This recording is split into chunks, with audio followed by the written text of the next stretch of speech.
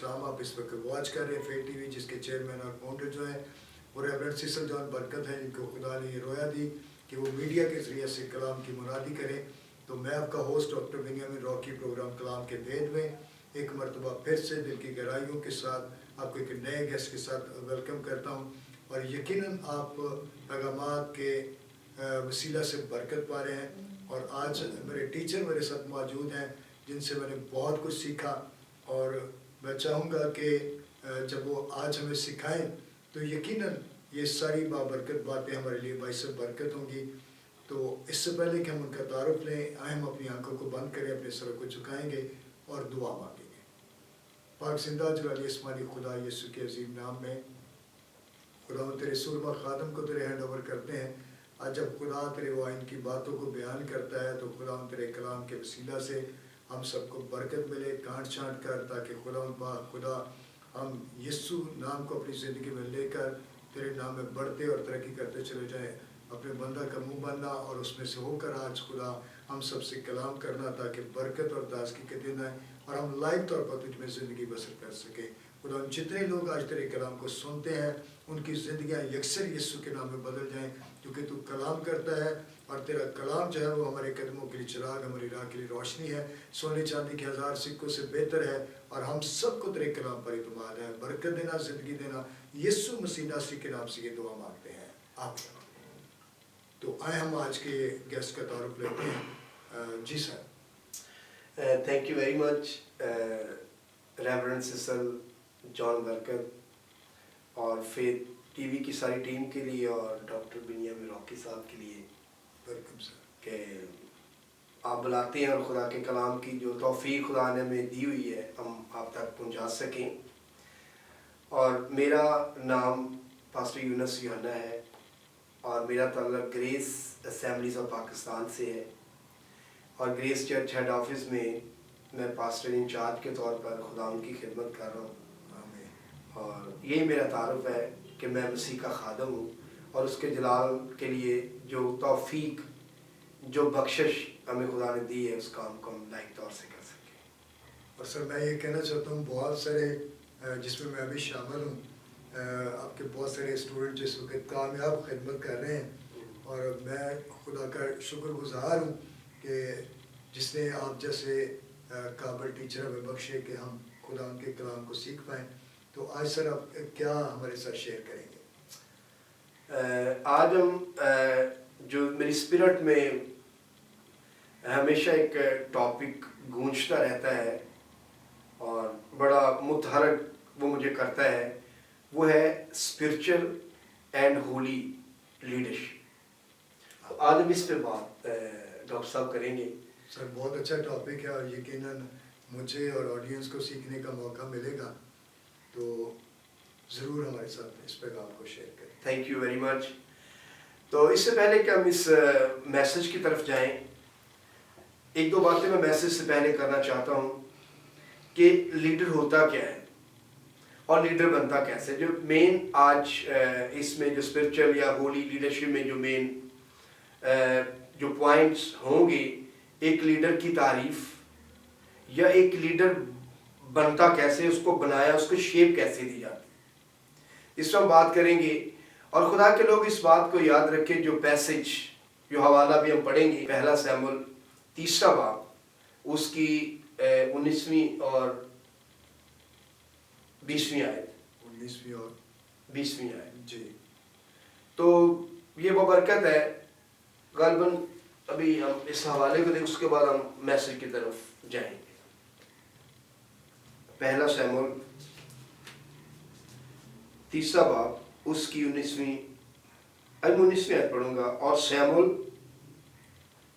बड़ा होता गया और खुदावंद उसके साथ था और उसने उसकी बातों में से किसी को मिट्टी में मिलने ना दिया। खुदा के मुकद्दस पाक कलाम के पढ़े और सुने जाने पर उसकी बरकत। आमीन।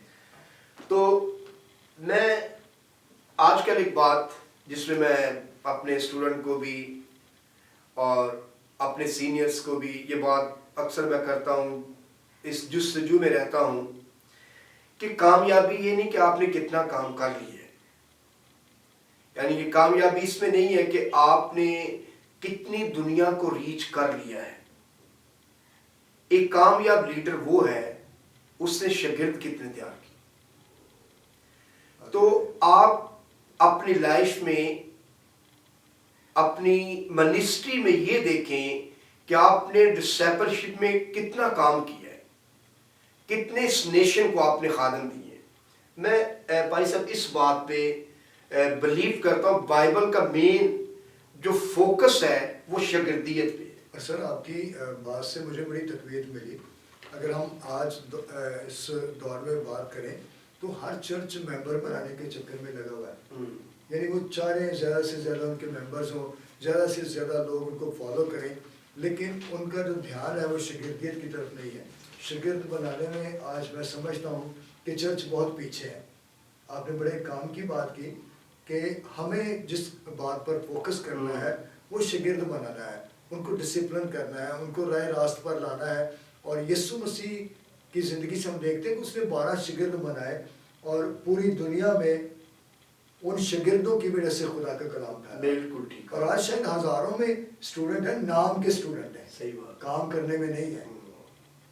نہیں, آپ غور کریں کہ جو پرانے عہد نامہ میں بھی جی اور نئے عہد نامہ میں یسوع مسیح نے کہا جاؤ پوری قوموں کو شاگرد بناؤ. یسوع مسیح نے نہیں کہا جاؤ راست باز بناؤ لوگوں کو جا کر, یا لوگوں کو ایماندار بناؤ, یا لوگوں کو پاک بناؤ جا کر. یسوع مسیح نے یہ کہا کہ شاگرد بناؤ. حکم اعظم, حکم اعظم, آمین. ارشاد اعظم, گریٹ کمیشن, کہ جاؤ پوری قوموں کو شاگرد بناؤ.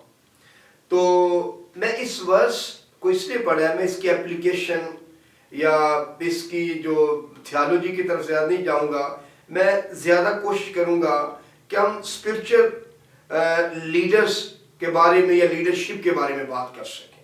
جی تو تھوڑا سا میں اس کا انٹروڈکشن بھی کرانا چاہتا ہوں کہ آج کے دور میں روحانی لیڈرز کی بہت کمی ہے, اور جبکہ اس دنیا کو روحانی اور مذہبی لیڈرز کی بہت ضرورت ہے جو خدا کے منصوبوں کے مطابق اس دنیا کی رہنمائی کر سکے, خدا کے پلان کے مطابق. بالکل. اگر مثال تو آپ لیڈر ہیں, اگر آپ کے پاس پلاننگ ہے تو آپ کو چرچ کو لیڈ کرنا ایزی ہوگا. اگر آپ کے پاس کوئی رہنمائی نہیں ہے تو آپ اپنی ایفرٹس بہت کریں گے, بہت محنت کریں گے, لیکن وہ کہیں حد تک جا کر آپ تھک جائیں گے. کہ ہم خدا کی آواز کو سنیں, جیسے لکھا سیمول کہ اور سیمول خدا اور انسان کی نظر میں مقبولیت حاصل کرتا ہے. یہ ورس اس کے بارے میں. اور سیمول نے خدا یعنی کہ اس کے بارے میں کہا اور اس نے اس کی کسی بات کو مٹی میں ملنے نہ دیا. آمین آمین.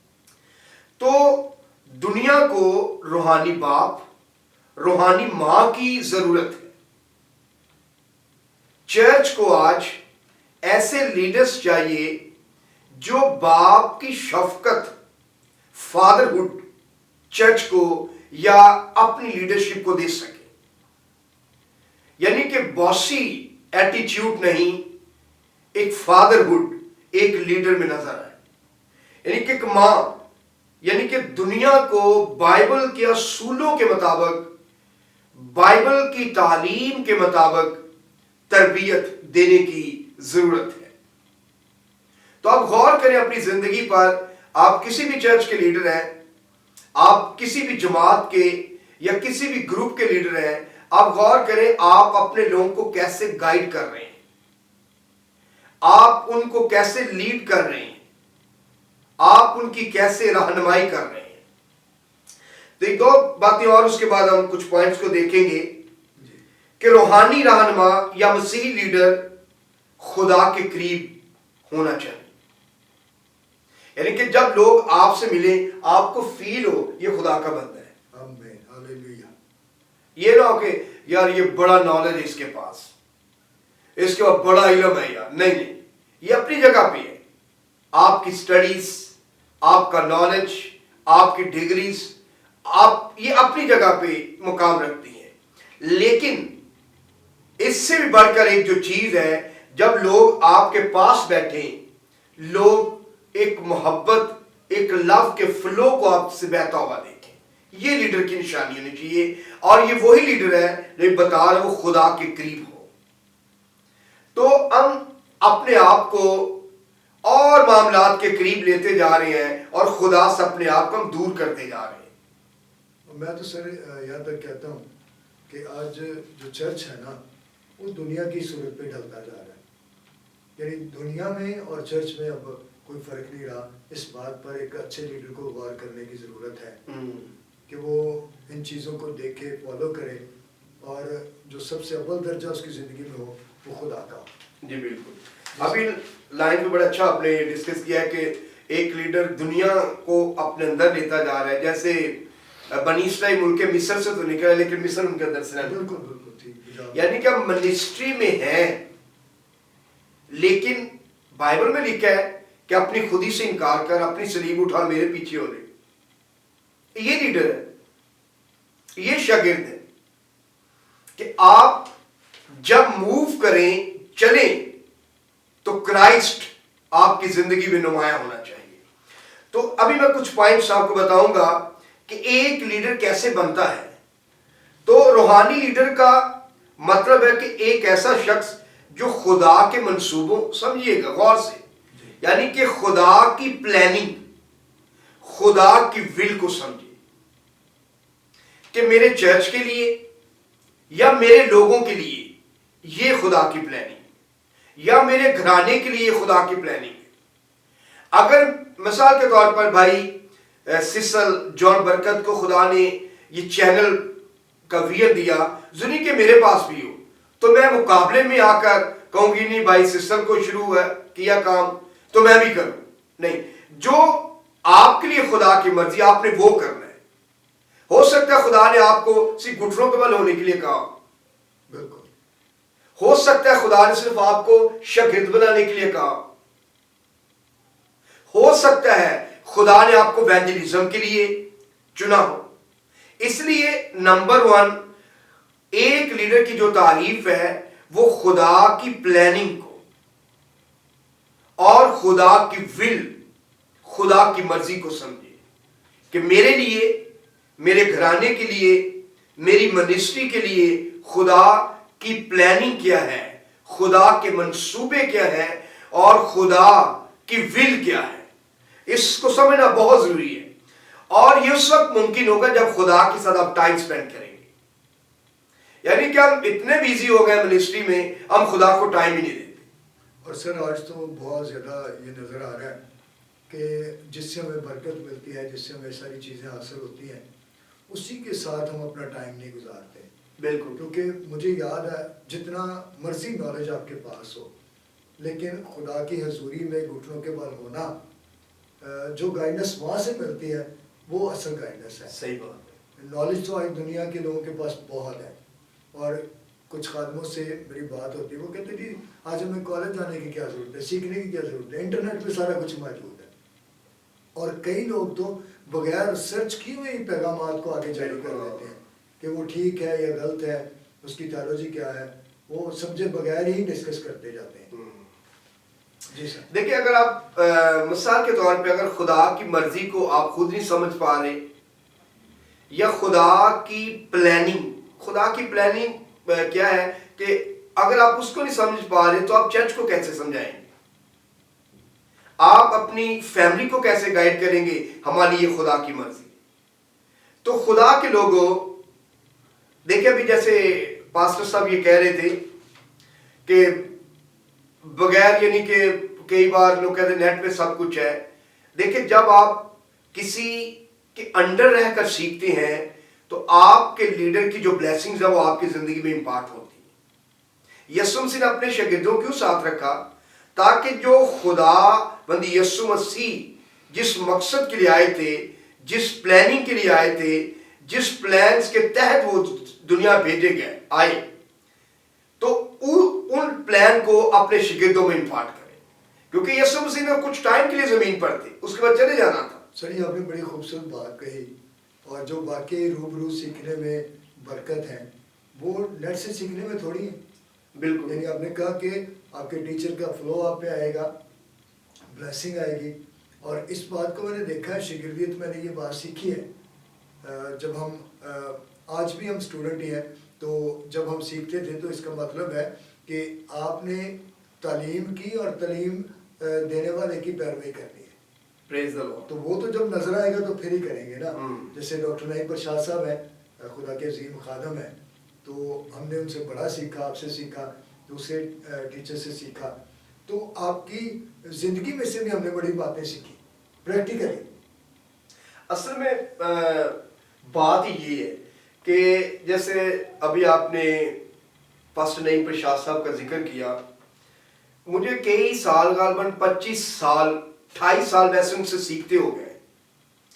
تو میں نے آج بھی جب ان کے ساتھ بیٹھتا ہوں بچوں کی طرح بیٹھتا ہوں. یعنی کہ میں یہ نہیں کہتا کہ میں پاکستان میں جاتا ہوں. جب آپ اپنے روحانی باپ یا جس کے انڈر آپ موو کریں، جب اس کے سامنے جائیں تو بچوں کی طرح بیٹھیں، اس کا دل کھلے گا آپ کے لیے. جیسے موسیقی میں بھی ہے، بالکل آپ کا شاعری سے بھی اچھا لنک ہے، موسیقی میں بھی ہے. اگر شاگرد اپنے استاد کے سامنے جھکے رہتا ہے، ادب و آداب کا خیال رکھتا ہے، تو استاد کا دل کھلتا ہے، اس کو بتائے، نالج دے، علم دے، اس کو ٹیکنیکس بتائے گانے کی، طبلے کی، باجے کی، کی بورڈ کی، وائلن کی، گٹار، جو بھی سیکھ رہے ہو. تو بالکل منسٹری میں بھی آپ نے اپنے آپ کو ہمبل کرنا ہے. تو ابھی ہم ایک شاگرد کی تعریف دیکھ رہے ہیں. تو پہلی بات جو شاگرد کی زندگی میں ہونی چاہیے، چینج یور ہیبٹس. یعنی کہ لیڈر بننے کے لیے ضروری ہے کہ اپنی عادات اور رویوں کو بدلیں، اپنے ایٹیچیوڈ کو چینج کریں. کہ لوگ کہتے ہیں میرے غصہ ہی بڑا آتا ہے. بھائی غصہ آپ کو آتا ہے لیکن آپ کو چینج کرنا پڑے گا. کئی بار ہم کہتے ہیں اگر میں خدمت چ نہ ہوتا پھر میں تینوں دستا. بھائی اس ایٹیچیوڈ کو آپ کو چینج کرنا پڑے گا، تب ایک روحانی قیادت کے لائق ہوں گے، تب ایک اسپرچل لیڈر آپ بنیں گے. تو پہلی بات جو ہم دیکھیں گے آج، جو دیکھ رہے ہیں، چینج یور ہیبٹس. اپنے ایٹیچیوڈ کو بدلیں، اپنے رویوں کو بدلیں، اپنی عادات کو بدلیں.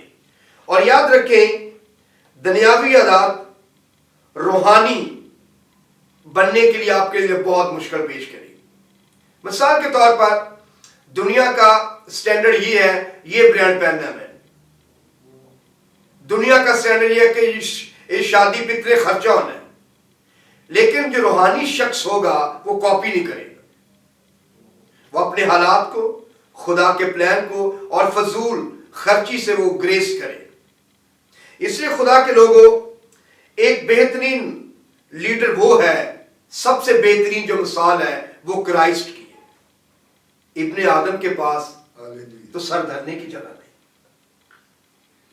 دیکھیں یہ ایک لیڈر ہے، یعنی کہ مالکوں کا مالک، بادشاہوں کا بادشاہ، خداوندوں کا خدا، خدا کا بیٹا، اکنوم میں دوسرا. وہ کہتا ہے کہ ابن آدم کے پاس سر دھرنے کی جگہ نہیں. تو آپ نے اگر لیڈرشپ میں آنا ہے تو اپنے رویوں کو دیکھیں. کسی سے آپ نفرت تو نہیں کر رہے، کسی سے آپ جیلسی تو نہیں کر رہے، کسی کے بارے آپ کسی سے فراڈ تو نہیں کر رہے آپ. تو change your habits. And number 2 کہ آزمائشوں کا مقابلہ کرنا ہے اور اس پر غالب آنا ہے. یہ کہ لیڈر بننے کے لیے آزمائشوں پہ غالب آنا بہت ضروری ہے. آپ اس وقت تک لیڈر نہیں بن سکتے جب تک آپ آزمائشیں پہ غالب نہ آئیں. آئیں گی آزمائشیں لیکن آپ نے اس پہ غالب آنا ہے. ہو سکتا ہے مالی مشکلوں کی آزمائش آ جائے، آپ ہو سکتا ہے گناہ کی آزمائش آ جائے، لیکن آپ نے اس پہ غالب آنا ہے. اس کے لیے 2 حوالے آپ لکھ لیں. یوحنا 6 باب اس کی 15ویں آیت، پھر متی 12واں باب اس کی 38ویں آیت. اور ہمارا یسوع بھی آزمایا گیا، کرائسٹ بھی آزمائے گئے. جیسے پرانے عہد نامہ میں یوسف کو بھی آزمایا گیا لیکن وہ غالب آیا. ڈینیل کی زندگی میں آپ دیکھیں ٹف ٹائمز آئے لیکن وہ غالب رہا. تو کامیاب یا اسپرچل لیڈر وہ ہے جو آزمائشوں پہ غالب آتا ہے. اگر آپ لیڈر بننا چاہتے ہیں تو آپ کی زندگی میں روحانی، جسمانی یا مالی اس طرح کی آزمائشیں آئیں.